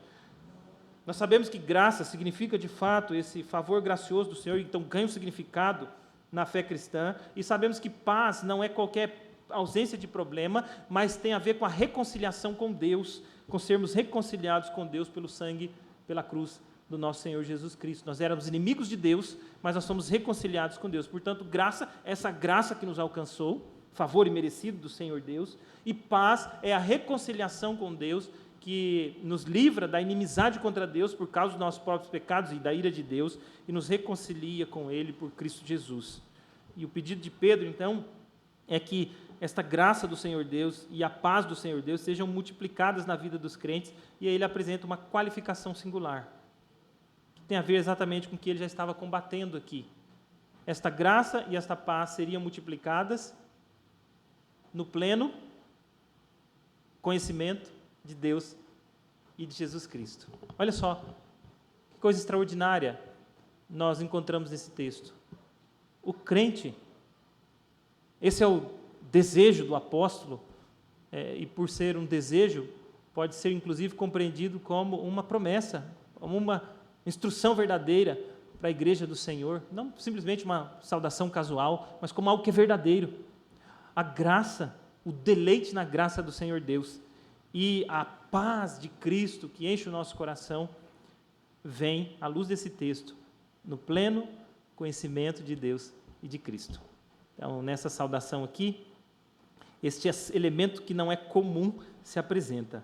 Esse sentido de pleno conhecimento, irmãos, também é uma palavra só na língua grega, tem a ideia aqui de um conhecimento que é verdadeiro, é pleno no sentido de que ele é não parcial, é um conhecimento verdadeiro, é um conhecimento completo a respeito do Senhor Deus, completo não no sentido de exaustivo, mas de suficientemente verdadeiro. Por exemplo, Ou nós reconhecemos que Cristo é Senhor e Salvador de pecadores, que morreu na cruz do Calvário e ressuscitou para a nossa salvação, de modo que todo aquele nele crê tem a vida eterna, ou nós cremos nisso, ou não tem salvação. Não tem como crer que Cristo foi um ser iluminado, alguém muito nobre, que até morreu, que pode até ter ressuscitado, mas não é o Filho de Deus que se encarnou. Esta meia-verdade não pode permitir. Crer nessa meia-verdade não salva porque nega Cristo como Senhor e Salvador. Então é completo ou pleno aqui no sentido de verdades que são apresentadas na sua totalidade e não na sua parcialidade, como era característica dos falsos mestres fazerem, pegarem parcial ensino, distorcerem para trazer os seus enganos. Olha só que 2 comentaristas dizem a respeito disso. Um deles diz que o conhecimento aqui em questão é um reconhecimento conceitual, teórico, ou seja, eu conheço mesmo a palavra de Deus, mas também um conhecimento pessoal de Deus e Jesus Cristo. E que essa descrição de Pedro aqui tem a ver com conhecer o caminho da justiça do Senhor, da salvação graciosa de Deus, que nos leva então a implicações práticas e éticas na nossa vida, conforme nós veremos depois no texto. Portanto, a ênfase aqui está na conversão, conhecimento do cristão, que é fundamental então para a sua vida, para crer no que é verdade e conduzir a sua vida a esse padrão de verdade, libertando-se então assim dos padrões éticos perversos e do caminho da apostasia pela libertinagem ética. O outro diz assim que, sem dúvida, o conhecimento aqui é algo muito importante, tem um impacto grande, porque Pedro já vinha tratando aqui, trata na carta, tratou na primeira, mas trata aqui também, de que esse conhecimento verdadeiro de Deus e de Cristo é um conhecimento fundamental para que o povo de Deus desfrute da verdadeira salvação dos caminhos do Senhor. O crente precisa ter, então, um conteúdo autêntico a respeito de Deus, porque esse conhecimento verdadeiro de Deus resulta na graça de Deus e paz na vida. Além de tudo, produz santidade. E, nesse sentido, irmãos, o Novo Testamento inteiro tem uma mesma voz que denuncia qualquer tipo de profissão de fé que não muda o estilo de vida das pessoas. Exatamente como os falsos mestres estavam propondo. A graça de Deus é tão abundante que você pode continuar vivendo do jeito que você quiser. Eles eram mestres da libertinagem. Não há mais juízo, Cristo veio. Pode viver, crer em Cristo e viver. Olha, irmãos, nossas igrejas estariam abarrotadas se nós ensinássemos isso, não é? Como exatamente estava acontecendo ali. No entanto, irmãos, não é isso que nós encontramos nesse texto. O povo de Deus precisa de um conhecimento pleno, verdadeiro, porque só assim o povo de Deus será livrado do engano. Meias verdades e mentira, nesse contexto, é a mesma coisa. Servem para trazer destruição, ruína e perversão da verdade de Deus e nos conduzir para o caminho que desonra o nosso Senhor Deus. É também interessante, como eu já apontei, que Pedro associa o deleite da graça de Deus e o desfrute dessa paz exatamente ao conhecimento de Deus, conhecimento verdadeiro. Aqui nós temos algo para nos exortar aqui nesta noite. Não desfrutará da verdadeira paz aqueles que não se interessam por conhecer o seu Redentor. Não desfrutarão. Não desfrutarão. Porque a ignorância só produz uma coisa: medo.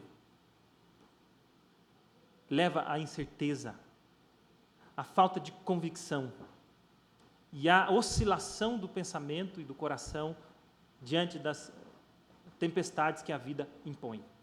Só a firme convicção das verdades eternas da palavra de Deus é que são capazes de firmar o nosso coração para descansarmos no Deus que nós conhecemos pelas Escrituras Sagradas. Deixe-me contar um exemplo pessoal disso e o quanto isso foi libertador para o meu coração. No começo da minha fé cristã, eu tive um ensino equivocado a respeito da segurança de salvação. Bastante equivocado. E eu cria que se eu pecasse, nessa hora eu teria perdido a minha salvação. Mas que se eu me arrependesse, então eu teria a minha salvação readquirida. Não por mérito, por Cristo, mas no momento em que eu negasse o meu Redentor por conta do meu pecado, eu perderia a minha salvação. E se eu morresse naquele instante, portanto, eu não teria tempo de me arrepender, portanto, eu não iria para o céu de Deus. Para um legalista, para alguém que rebaixa o padrão de moralidade a um nível tão superficial de coisas corriqueiras que ele resolve com sim e não, é muito fácil dizer que eu peco nisso ou não peco naquilo. Mas na medida que você vai conhecendo o seu próprio coração pelas Escrituras, e você vai percebendo os níveis de pecaminosidade que você está exposto, em pensamentos, em palavras, em ações, em ação, em omissão, no meio do culto, pregando a palavra, ou seja onde for, nós estamos sujeitos a pecar. Na medida que eu fui tendo discernimento disso, da gravidade da minha condição de pecador, eu respirava salvo e aspirava perdido. Eu saía de casa salvo e chegava no serviço perdido, ou o contrário. Eu dormia salvo e acordava perdido, e isso estava se tornando um terror no meu coração, porque eu não tinha certeza de que se eu ia para o céu ou não. Meu Deus do céu, como é que eu vivo sem certeza de se eu vou para o céu ou não? Isso assolava o meu coração, porque eu conhecia a minha pecaminosidade. E eu tinha sido ensinado que, quando eu pecasse, eu perderia a minha salvação. Mesmo sendo um crente em Cristo, mas se eu vacilasse em qualquer coisa, eu perderia a minha salvação. Até que eu fui exposto ao verdadeiro ensino da graça de Deus, que diz que a minha segurança de salvação não está firmada em mim, mas no meu Redentor, que morreu pelos meus pecados e que ressuscitou para a minha salvação.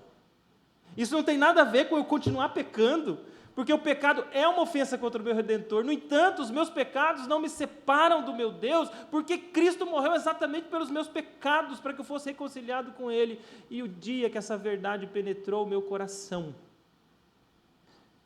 eu encontrei descanso, paz com Deus, não para continuar pecando, longe disso,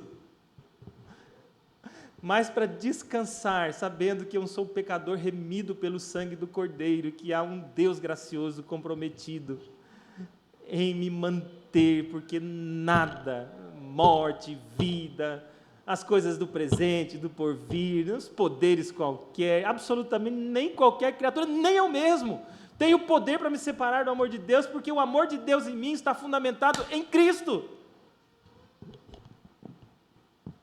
Isso me trouxe paz. Portanto, irmãos, não o meu exemplo, mas o que o Pedro ensina aqui, a paz verdadeira será desfrutada por aqueles que verdadeiramente conhecem o Senhor. Conhecem o Senhor como Salvador, o Deus gracioso e Salvador, Deus e o seu Cristo Salvador, e conhecem as verdades graciosas desse Redentor para o seu povo. Esse texto, então, nos ensina que é muito estranho um crente que não tem prazer em dedicar tempo para estudar a verdadeira palavra de Deus.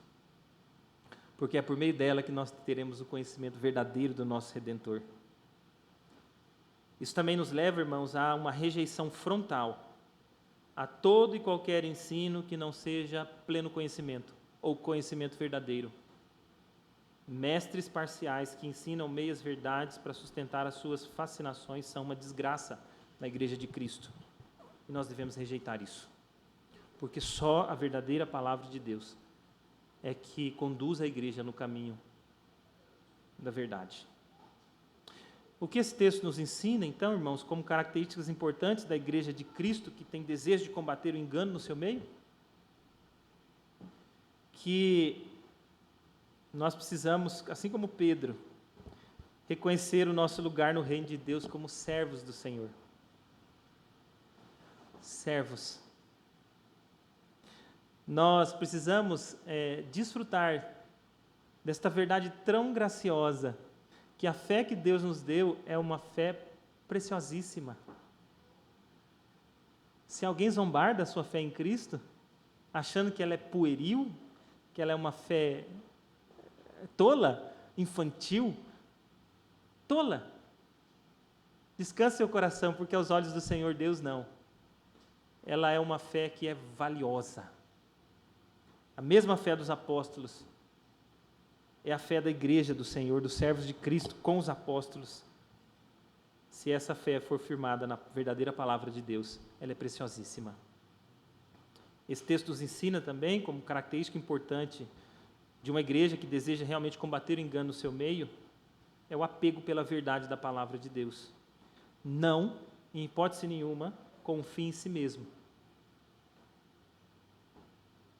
Um tipo de intelectualismo, mas com o desejo de conhecer o Redentor e, em conhecê-lo, desfrutar da vida prazerosa e satisfeita nele. Que o Senhor Deus nos ajude, amados irmãos. Que o Senhor Deus nos ajude a caminharmos firmes em Cristo, livrados do engano e desejosos de conhecer mais e mais o nosso gracioso Redentor. Vamos orar mais uma vez. Ó Senhor Deus, muito obrigado pela Tua palavra. Que o Senhor nos fortaleça na verdade da palavra do Senhor. No nome de Jesus é o que nós oramos assim, com súplica, com gratidão, pedindo que o Senhor nos desperte, dê desejo ao nosso coração de Te conhecer mais e mais, em Te conhecendo, desfrutar do descanso, do gozo, da alegria, em submissão, do deleite de uma vida piedosa na Tua presença. Se porventura alguém que está aqui ainda não conheceu verdadeiramente Cristo como Redentor, que o Senhor possa, Deus, transformá-lo neste momento, despertá-lo, para que ele possa entender que só há verdadeira paz, que é a reconciliação contigo em Cristo. E que a graça do Senhor está em Cristo, no Cristo, Filho do Deus vivo, nosso Salvador gracioso, morreu pelos nossos pecados e ressuscitou para a nossa salvação, para que tenhamos vida eterna. Muito obrigado, Senhor, no nome de Cristo. Amém. Nos coloquemos em pé, amados irmãos, recebamos a bênção do Senhor. A graça do nosso Senhor Jesus Cristo, o amor de Deus o Pai, a comunhão e a consolação do Santo Espírito de Deus, seja sobre todos vós, eleitos de Deus, hoje e por todo sempre. Amém. Amém. Amados irmãos, podei-vos sentar. Quero dar apenas alguns avisos antes de nos despedirmos. O primeiro deles é que realmente eu insisto que os irmãos aqui orem pelas dificuldades que nós experimentamos aí de tecnologia, não do suporte dos irmãos, mas da própria tecnologia em si, especialmente a internet. Tem sido dias desafiadores para nós. Já tentamos trocar essa internet, não tivemos êxito, ainda não tivemos êxito, não tem outra operadora que pode nos servir aqui como a internet, foi isso que nós chegamos até agora. Mas ore para que Deus nos dê direcionamento aí nisso, tenha misericórdia de nós. Nosso desejo é continuar, então, transmitindo a palavra do Senhor para os nossos irmãos que não podem estar aqui. Outro aviso a ser dado para a igreja é que nos visita, várias pessoas nos visitam hoje, várias. A primeira vez, só a Ruth. Ruth, Deus te abençoe, Ruth, nos visita pela primeira vez, é bem-vinda, tá? Que o Senhor Deus te abençoe entre nós, tá bom? Deus te abençoe mesmo, as portas estão sempre abertas, várias pessoas nos visitam, os pais da Clara estão ali também, são irmãos lá da Igreja Presbiteriana de Tangará da Serra. Reverendo Francivaldo, manda um abraço para ele, foi meu professor de evangelismo, um homem apaixonado assim por anunciar o Evangelho, tenho grande admiração pelo entusiasmo que ele tem, pela pregação da palavra de Deus, pelo anúncio do Evangelho ao mundo. Ganda, um abraço para ele, diz que eu tenho satisfação em saber que Deus tem abençoado o trabalho dele lá. Todos os demais que nos visitam, então que Deus abençoe todos, tenham uma boa semana na presença do Senhor. Avisos, Jorge, por favor. Estudo bíblico, irmãos, começa terça-feira. Nós retomamos os nossos estudos bíblicos, e nesse momento ainda de pandemia, ao invés dos grupos familiares, nós vamos fazer um grupo só, e será em formato de um estudo bíblico. Esse estudo será aqui na igreja, às 19h30, mas também será transmitido pelo Zoom. Eu não preguei esse sermão para convidá-los para o estudo bíblico, mas eu creio que ficou clara à luz desse sermão a importância que nós temos de estudar mais as Escrituras. E a finalidade desse estudo bíblico, de fato, é nos proporcionar um maior conhecimento das doutrinas principais da fé cristã. É uma introdução à fé cristã, mas é um estudo de natureza de teologia sistemática, que nos ensinará as grandes verdades da fé cristã, para que tenhamos clareza dessas verdades, e tendo clareza dela, nos deleitemos mais no nosso Deus e andemos nos caminhos graciosos que Ele nos chama para andar. Então, estimulo os irmãos a participarem desse estudo de terça-feira e assim, aprenderem mais da palavra do Senhor. Tá? Será um estudo prático. Nós aprenderemos a verdade, mas entenderemos como essa verdade pode ser útil para a nossa vida como povo de Deus. Né? Uma introdução.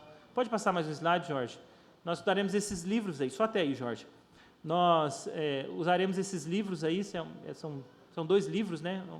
2 volumes de teologia sistemática, temos bastante para aprender aí, tá? Não fiquem assustados, nós faremos isso juntos e será um privilégio. Eu disse para a Patrícia e disse para o conselho também, vai ser um grande desafio para mim, porque é uma área mais desafiadora para chegar a entregar para a igreja as coisas de maneira mais digerida, conforme a necessidade da igreja, mas também será para mim uma grande oportunidade de crescer e amadurecer no conhecimento da palavra de Deus. Então, eu mesmo serei um grande privilegiado durante esse estudo e convido os irmãos para virem comigo nessa caminhada, tá bom? Mais algum aviso? O CP se reunirá no sábado pelo Zoom, às 15 horas, né? Dia 6 às 15 horas, a UCP, não é, Milena?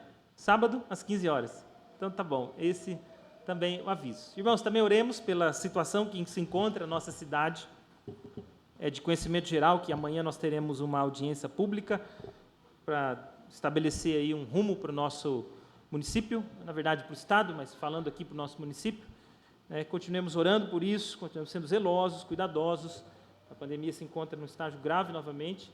E orem também pelas decisões que, porventura, o Conselho da Igreja precisará tomar à luz disso, né, porque nós entendemos que, contribuindo para a saúde da população, nós precisamos adotar medidas que jamais nos levem a rejeitar o culto a Deus, que somos privilegiados e chamados para prestar, mas a entender que o momento singular pode exigir um tipo de comportamento diferente nesse sentido.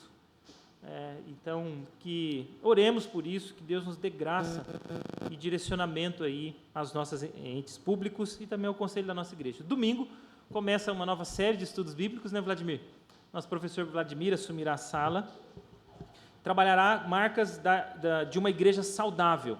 Será um estudo muito interessante, irmãos, que nos fortalecerá a convicção de quais são aquelas verdades centrais que não podem estar ausentes de uma igreja verdadeira, tá certo? Nós, às vezes, nos detemos a verdades circunstanciais, preferenciais, e esse estudo vai nos mostrar pontos que jamais uma igreja de Cristo deveria ter coragem de fraquejar nele, oscilar nele, ou mesmo rejeitá-lo, tá bom? Então, venha, estude com o irmão, também o Vladimir, professor titular, Moisés, o auxiliar dele. Também nós começaremos o catecúmenos, ou a sala de estudo de confissão de fé. O catecúmenos é uma sala voltada para os novos membros, aqueles que querem, né, Joaildes? Domingo, nós começamos. Para aqueles que querem se tornar membro da nossa igreja, mas também para aqueles irmãos que talvez não tiveram oportunidade alguma vez na vida de estudar a confissão de fé de Westminster, que é a confissão de fé da nossa igreja. É um resumo do ensino da nossa igreja, da teologia da nossa igreja. Então, os irmãos que nunca tiveram oportunidade de estudar, quero roubar aluno seu não, viu, Vladimir? Todo ano eu faço isso. Você mesmo foi meu aluno no passado, está tudo bem para você isso. Os irmãos que quiserem, então, podem se matricular, mas tem um detalhe. Só são 9 vagas por causa do espaço físico. Se não houverem um lockdown, se as coisas continuarem como estão, só são 9 vagas, tá? Então, se você tem interesse, me procure hoje ainda, dê o seu nome, porque as vagas são limitadas. Eu só poderei garantir vaga para aqueles que se manifestaram interessados em estudar a confissão de fé da nossa igreja. Ela é para os que estão se preparando para ser membros, obrigatoriamente, e para aqueles que querem conhecer mais a confissão doutrinária da nossa igreja presbiteriana. Tá bem? Não havendo mais avisos, eu peço que você faça a oração final e que você, depois, eu estarei à porta para cumprimentar os irmãos. Dê atenção para os visitantes, cumpra a sua obediência aí à exortação pastoral, porque eu creio ser bíblica, e dê atenção aos nossos visitantes, mulheres, jovens, adolescentes, se dividam e deem atenção a eles, mostrando aí o nosso amor e desejo de tê-los conosco. Vocês são bem-vindos, fiquem tranquilos, são bem-vindos. Só precisamos aprender a expressar melhor isso, tá bom? Deus abençoe a todos.